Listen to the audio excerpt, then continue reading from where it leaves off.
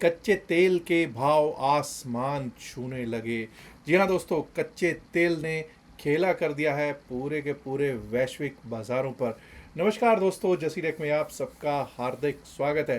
Pre market update में आज सुबह सुबह जब हमने बात की थी तो हमने बात की थी कि क्रूड ऑयल के कारण एक बड़ा गैप डाउन हो सकता है और मार्केट में गिरावट आ सकती है और ज़्यादा बढ़ती हुई दिखाई पड़ सकती है। और अगर अभी भी देखेंगे तो अभी भी 91 92 डॉलर्स के आसपास, $91 $92 के आसपास पर बैरल क्रूड ऑयल चल रहा है। और आज आप लोगों ने देखा इसके कारण एक गैप डाउन होता हुआ दिखा और सेंसेक्स की आज एक्सपायरी भी थी। जो भी बाउंस आया वो सेल हो गया। देखिए, अब इतने बड़े गैप डाउन पे कभी भी शॉर्ट नहीं किया जाता, और जिसने गैप डाउन के बावजूद शॉर्ट किया या फिर जो होल्ड करके गए थे उन्होंने बुक नहीं किया, वो तो फंसे ही होंगे। फिर धीरे धीरे अपसाइड का एक बाउंस आया और ठीक है भाई, एक्सपायरी वाले दिन ये तो है नहीं कि एक मिनट में सब कुछ हो जाएगा, हुआ। और पैसा किसी भी बाउंस पे सेल वाले जो है वो वाली बात पे आज बना ज़रूर है। चलिए एक बार को देख लेते हैं कि किस तरह से आज क्रूड ऑयल की स्थितियां बनी हुई हैं। जैसा कि मैंने आपसे कहा कि 91.2 डॉलर्स, 91.20 डॉलर के आसपास इस समय चलता हुआ दिखाई दे रहा है। और आप देख लीजिए, हरी हरी कैंडल्स हैं डेली चार्ट पे, ऊपर ही ऊपर जाता हुआ दिखाई दे रहा है क्रूड ऑयल। अब एक चीज़ और है, अब एक और न्यूज़ आई कि भाई जो मसूद पेजेश्कियान है, Masoud Pezeshkian, doctor Masoud Pezeshkian कौन है? ये राष्ट्रपति हैं। कहाँ के? ये राष्ट्रपति हैं ईरान के। If I am not wrong, he is the president of Iran. और ये क्या कहते हैं दोस्तों? दोस्तों, पेजेश्कियान साहब ने कहा है कि भाई जो युद्ध बंदी तो कभी भी हो सकती है, युद्ध कभी भी बंद हो सकता है, लेकिन उसके लिए उन्होंने शर्तें रख दी हैं। उन्होंने कहा, talking to leaders of Russia and Pakistan, Russia और पाकिस्तान के जो लीडर हैं उनसे बातचीत करते हुए उन्होंने कहा, I reaffirmed Iran's commitment to peace in the region. उन्होंने कहा कि भाई हम जो ईरान वाले लोग हैं, ईरान की कमिटमेंट देते हैं कि हम लोग पीस चाहते हैं, हम लोग शांति चाहते हैं इस खित्ते में, इस रीजन में। The only way to end this war, किस तरह से इस क्या तरीका है इस वॉर को ख़त्म करने का, ignited by the Zionist regime and US. Zionist regime आपको पता है वो किस रेजीम को कहते हैं? इसराइल को। और यूएस कहता है उन्होंने ये वॉर स्टार्ट की है, इग्नाइट की है। एंड इज़ क्या है वो तरीका? वो कहते हैं is recognising Iran's legitimate rights, जो राइट्स हैं ईरान के वो मिलते रहने चाहिए। और पेमेंट्स ऑफ रिपेरेशंस बेसिकली होता है कि जो नुकसान हुआ है इसकी भरपाई वो पैसे से चाहते हैं कि भाई जो भी उनको नुकसान हुआ है उसको रीबिल्ड करने के लिए, मेरे जो समझ में आता है रिपेरेशंस तो वही होता है कि वो पैसे से चाहते हैं कि पैसे की भी मदद की जाए। And firm international guarantees against future aggression, और वो कहते हैं कि फर्म इंटरनेशनल गारंटीज मिलनी चाहिए कि फ्यूचर में ऐसा कोई एग्रेशन इनके खिलाफ नहीं होगा। चलिए अब दोस्तों, उम्मीद यही करेंगे कि भाई दोनों तरफ, या फिर ये कहेंगे विस्डम शैल प्रिवेल, और ये लड़ाई जल्द से जल्द ख़त्म हो। और आप देखते हैं ज़रा सेंसेक्स में क्या हुआ। सेंसेक्स में एक बड़ा गैप डाउन हुआ साहब, हमारे 3 लेवल जो नीचे के थे वो सब तोड़ के बहुत बड़ा गैप डाउन हुआ। पहली कैंडल में आप देख लीजिए कि किस तरह से नीचे का रुख हुआ, और उसके बाद जिसने यहाँ से भी कुछ बाइंग की भी होगी तो उसने भी डर डर के की होगी। लेकिन यहाँ क्या हुआ, जब इतना नीचे जाता है ना, एक बार को 76,000 टेस्ट होता है, जब 75, बल्कि तो एक बार को 75, 78, 72 फर्स्ट कैंडल में ही लग गया था। जब 76,000 के भी नीचे चला जाता है ना, तो क्या करते हैं लोग, वहाँ पर बुक करते हैं। और जब वो बुक करेंगे, जो शॉर्ट करके गया होगा वो यहाँ पे जाके जब बुक करेगा तो अचानक से क्या होने लग जाएंगे, बाइंग के ऑर्डर्स लगेंगे। जब बाइंग के ऑर्डर्स लगेंगे तो फिर अपसाइड का रुख होगा, और वो अपसाइड का रुख आपको 76,300 तक जाता हुआ दिखा। फिर से एक बार को नीचे आया, और जिसको यहाँ मौका मिला उसने वहाँ पर भी निकाला। और अब उसके बाद 76,500 हमारे लिए एक बड़ा रेजिस्टेंस बन गया था, वहाँ से भी नीचे का रुख हुआ। फिर आप देख लीजिए किस तरह से 76,500 76,293 के बीच में मार्केट झूलती रही, और एक बार को 76,164 वाले लेवल को भी टेस्ट किया। लास्ट में जाके लगभग 1:30-2 बजे करीब एक बार को ऐसा लगा लोगों को कि खुशी की पल आ गया भाई, कुछ ना कुछ न्यूज़ आ गई, कुछ हुआ। लेकिन वो ज़्यादा देर नहीं टिक पाया। 76,644 तक गए। और अगर 5 मिनट के टाइम फ्रेम पे देखें तो एक बेरिश इनगल्फ कैंडल बनी, और बेरिश इनगल्फ कैंडल ने कहा कि चल भाई नीचे की तैयारी कर। और नीचे की तैयारी जब हुई तो 76,500 भी टूट गया, 76,293 पे सपोर्ट लेने की कोशिश की, वो भी टूट गया। और दोस्तों 76,000 तक आया, और 76,000 ही नहीं, एक बार को तो 76,000 को तोड़ गए थे। वो ठीक है, 76,034 पर क्लोजिंग होती हुई BSE सेंसेक्स में हमको ज़रूर दिखाई दे गई है। क्या इसका असर निफ्टी 50 पर भी देखने को मिला? आइए ज़रा देखते हैं। ये रहा साहब निफ्टी 50। निफ्टी 50 पर भी आज हमारे को बहुत बड़ा गैप डाउन मिला था, बहुत गैप डाउन मिला। और अब आप ये देख सकते हैं कि हम लोगों ने जो लेवल्स लगाए थे 23,833, हमारा लेवल कौन सा था? 23,833 अगर आपको याद हो तो ये पिछले दिन का लो था। उसको टेस्ट किया, यस उसको टेस्ट किया, और वहीं से bearish engulf candle, bearish engulf ने कहा कि भाई नीचे का रुख कर रहा हूँ। लोएस्ट अपनी जो ट्रेजेक्टरी थी, सबसे नीचे वाली ट्रेजेक्टरी में जाके 23,639, 23,640, 23,639 के आसपास क्लोजिंग दे दी है हमको निफ्टी 50 ने। अगर हम देखते हैं निफ्टी 50 की आज स्थितियां, तो निफ्टी 50 पर क्या स्थितियां? 227 पॉइंट, लगभग 1% नीचे क्लोज हुआ है निफ्टी 50, और 10 एडवांसेस 40 डिक्लाइंस में। अब भाई वो कौन से ऐसे स्टॉक्स हैं जो इंडेक्स को ऊपर को लेके जाने की कोशिश कर रहे थे? वो थे Hindalco, tech Mahindra, power grid, NTPC, coal India. क्या इनमें से कोई खास इतना बड़ा वेटेज रखता है कि मार्केट को अपने बलबूते, अपने कंधों पे उठा के ले जाए? नहीं, इनमें से कोई पांचों में से ऐसा नहीं था जो अपने बलबूते लेकर जा सके। लेकिन डाउनवर्ड की तो भाई कहानी जब देखोगे तो आपको पता चलेगा। ICICI बैंक जैसा बड़ा स्टॉक, लार्सन टूब्रो भी बड़ा स्टॉक है, बजाज फाइनेंस, M&M, ये सब बड़े स्टॉक्स हैं, मारुति, ये सब के सब ड्रैग कर रहे थे। और दोस्तों सबसे ज़्यादा अगर आप देख रहे हो, ऑटो सेक्टर वो भी पिट रहा था, बैंकिंग सेक्टर भी पिट रहा था, केमिकल सेक्टर भी पिट रहा था।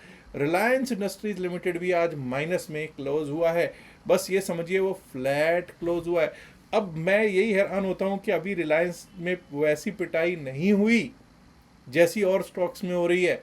अगर वहाँ पर भी हो जाए तो क्या हाल होता निफ्टी 50 का या ओवरऑल मार्केट का। हाँ, टेक महिंद्रा, HCL टेक, कुछ स्टॉक्स थे जो आधा 1% तेज कर चलने की कोशिश कर रहे थे।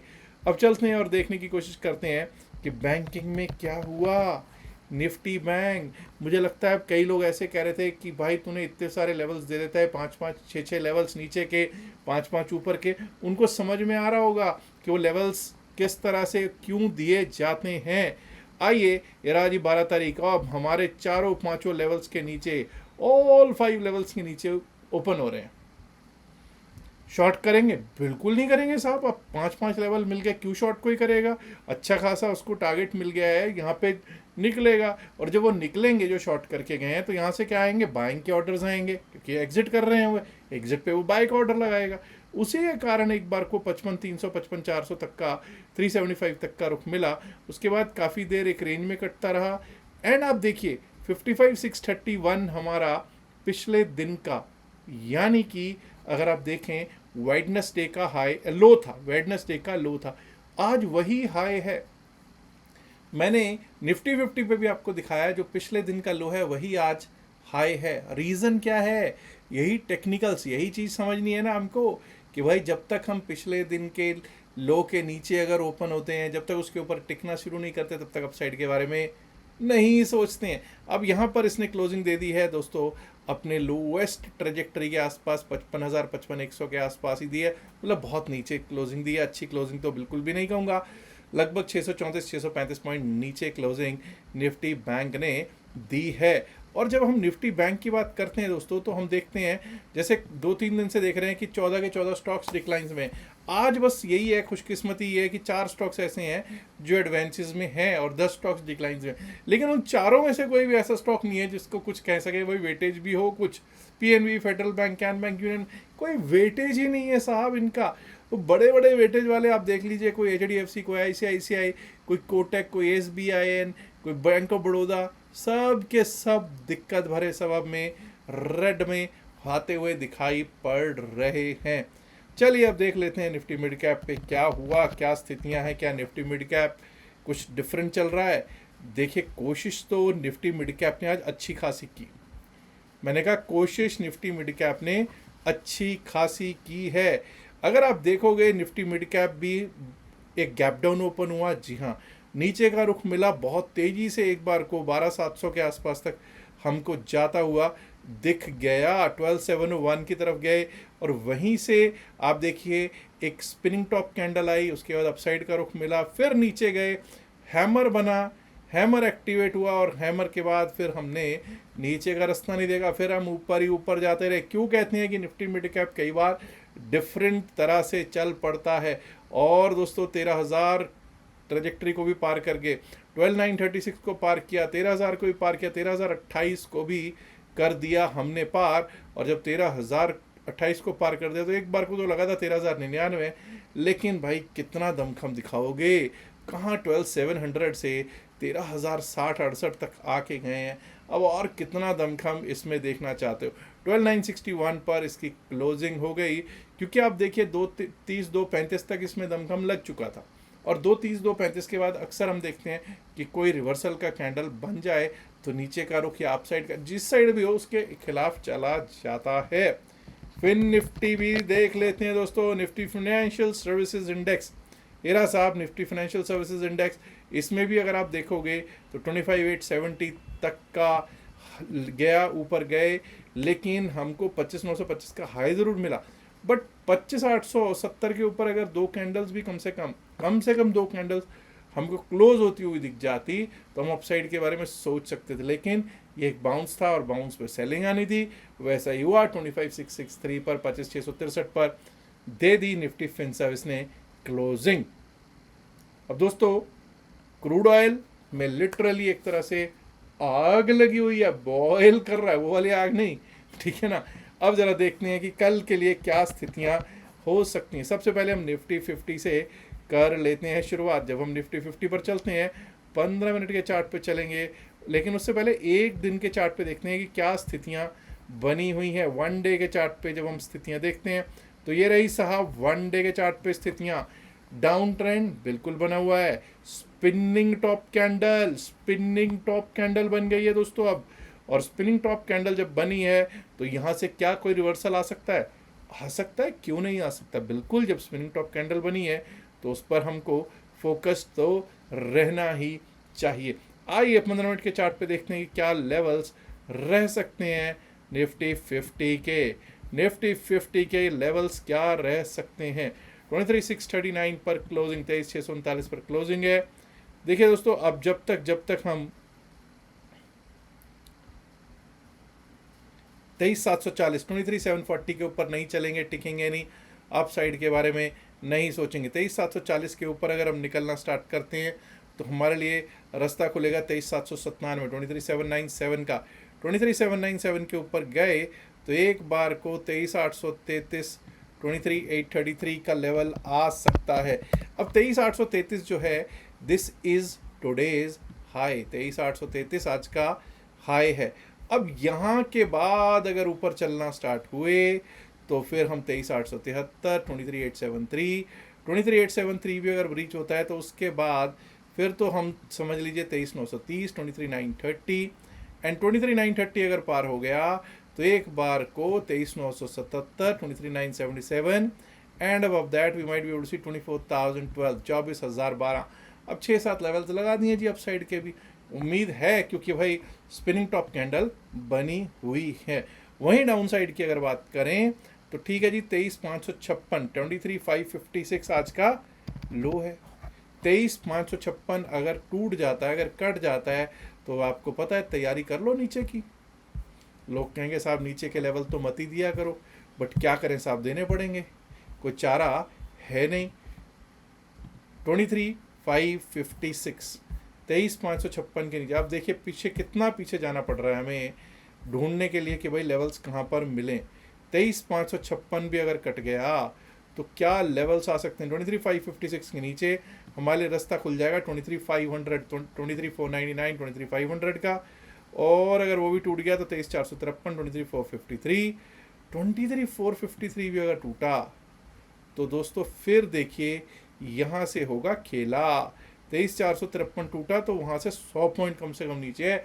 23,356, 23,356 तक के लेवल्स निफ्टी 50 दिखा सकता है। आइए बैंक निफ्टी की भी कर लेते हैं बातचीत। निफ्टी बैंक की जब हम बात करेंगे तो दोस्तों निफ्टी बैंक अब 55,100 पर क्लोज हो रहा है, 55,100 पर क्लोजिंग है। तो कहाँ से हम अपसाइड के बारे में सोचें? देखिए दोस्तों, जब तक हम 55,263 55,263 के ऊपर चलेंगे नहीं, टिकेंगे नहीं, अप साइड के बारे में सोचेंगे भी नहीं। 55,546 आ सकता है, 55,546 उसके बाद लेवल आ सकता है। और अगर वो भी पार कर गए तो हमारे लिए 55,687 55,687 55,687 के बाद फिर तो एक शॉर्ट कवरिंग मूव देखने को मिल सकता है जो हमको लेके जा सकता है 55,960 की तरफ, 55,960 की तरफ। वहीं दोस्तों डाउन साइड की अगर बात करें तो क्या रह सकते हैं डाउन साइड के लेवल्स? अब ये याद रखिएगा 55,100 पे हमारी क्लोजिंग हुई है। 55,000 के नीचे अगर जाना शुरू करते हैं, लेट्स से 54,981 के नीचे, 54,981 के नीचे अगर जाना शुरू कर दिया तो 54,857, 54,857, 54,760 जो आज का लो है वो दिख सकता है एक बार को, 54,760। और अगर 54,760 भी टूट गया तो फिर ये समझ जाइएगा 54,513, 54,513 तक के लेवल्स निफ्टी बैंक दिखाने में सक्षम होगा। अब दोस्तों एक चीज़ याद रखिएगा, अगर आप देख रहे होंगे तो आपको एक साइड पे ऊपर एक छोटा सा QR कोड दिखाई दे रहा होगा। उस QR कोड से अगर आप टेलीग्राम चैनल से हमारे से जुड़ना चाहते हैं तो QR कोड यूज़ करके आप टेलीग्राम चैनल से जुड़ सकते हैं। नीचे डाउन साइड पे अगर आप देख रहे हो तो डेल्टा एक्सचेंज का भी QR कोड आपको दिखाई पड़ रहा होगा। डेल्टा एक्सचेंज में भी आप अपना अकाउंट खोल सकते हैं और 3 दिन का क्लास फ्री ले सकते हैं। फ्री क्लास के लिए रजिस्ट्रेशन मिल सकता है अगर आप हमारे लिंक से अपना डेल्टा एक्सचेंज में अकाउंट खुलवाते हैं।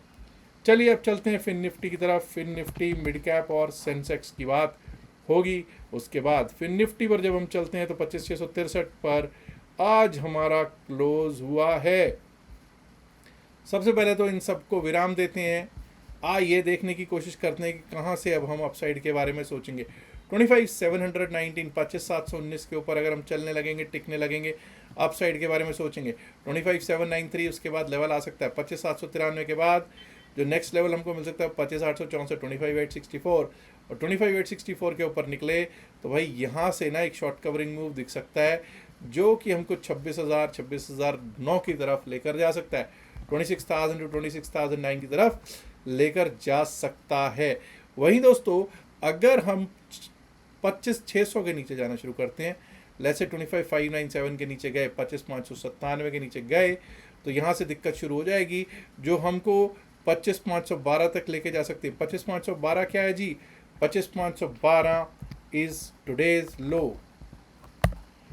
और अगर 25,512 भी टूटा तो ये समझ जाइएगा 25,448, 25,448, 25,448 के नीचे गए तो 25,373, 25,373 और निफ्टी फिन सर्विस हमको दिख सकता है। आइए अब बात कर लेते हैं निफ्टी मिड कैप की। मिड कैप निफ्टी देखिए आज औरों से बेहतर चला है और इंडाइसिस से ये बेहतर चला है। तो एनीवेज मैं अपसाइड के लेवल्स पे कोई भी चेंजेस नहीं कर रहा हूँ। 13,000 के अगर हम ऊपर चलना स्टार्ट करेंगे अपसाइड के बारे में तभी सोचेंगे। 13,000 के ऊपर अगर चले तो 13,028 और 13,028 के ऊपर अगर गए तो 13,068 जो कि आज का हाई है ये ज़रूर लगा लेते हैं। 13,068 13,068 के ऊपर अगर हम निकले तो 13,099, 13,146, 13,099, 13,146 के लेवल्स देखने को हमको प्राप्त हो सकते हैं। अब ये याद रखिएगा कि अगर हम 12,888 के नीचे 12,888 के नीचे जाना शुरू कर दिया तो दिक्कत ही दिक्कत है जो हमको 12,851, 12,851, 12,808, 12,808 और 12,808 भी अगर कट गया तो दोस्तों फिर हम इस स्थिति तक आ सकते हैं 12,750, 752, 12,750, 752 तक के लेवल्स दिख सकते हैं हमको मिड कैप निफ्टी में। आइए अब बात होगी BSE सेंसेक्स की। BSE सेंसेक्स जिसकी आज एक्सपायरी हुई, आप लोगों ने देखा ये किस तरह से ठंडी तो नहीं कहूँगा, एक्सपायरी तो ठीक ठाक हुई है पैसा लोगों को बना भी है, ऐसी बात नहीं कह सकते कि नहीं बना। लेकिन चलिए अब जरा देख लेते हैं कि क्या सिचुएशन है।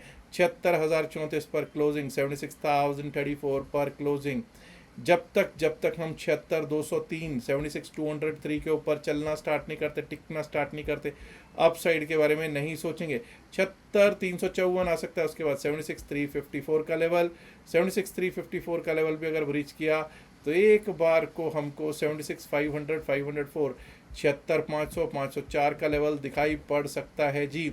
76,504 के ऊपर निकले तो ये समझ जाइएगा कि एक बार को 76,681 76,681 76,681 का लेवल दिख जाए तो कोई बड़ी बात नहीं होगा। ऑन द डाउन साइड की अगर बात करते हैं तो 75,933 अगर टूटता है, मैं नहीं कह रहा 75,871, मैं कह रहा हूँ 75,933, ये भी 75,933 अगर टूटा तो दिक्कत शुरू हो जाएगी और उसके बाद हमारे लिए रास्ता खुल जाएगा 75,813 75,813 75,813 भी टूटा तो 75,693 75,693, और अगर वो भी टूट गया तो दोस्तों 75,529 530 75,529 75,530 तक के लेवल्स एक बार को BSE सेंसेक्स हमको दिखा सकता है जी। अब दोस्तों इतना याद रखिएगा, ये बातचीत हुई है निफ्टी, बैंक निफ्टी, फिर निफ्टी, मिड कैप और सेंसेक्स की।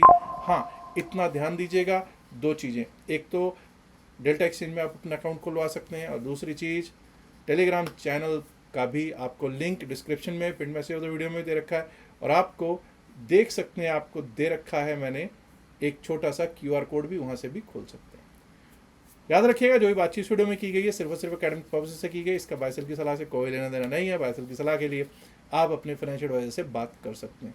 उम्मीद करता हूँ वीडियो को लाइक कर चुके होंगे, नहीं किया तो लाइक कीजिएगा, शेयर कीजिएगा इस वीडियो को अपने दोस्तों के साथ ज़्यादा से ज़्यादा संख्या में।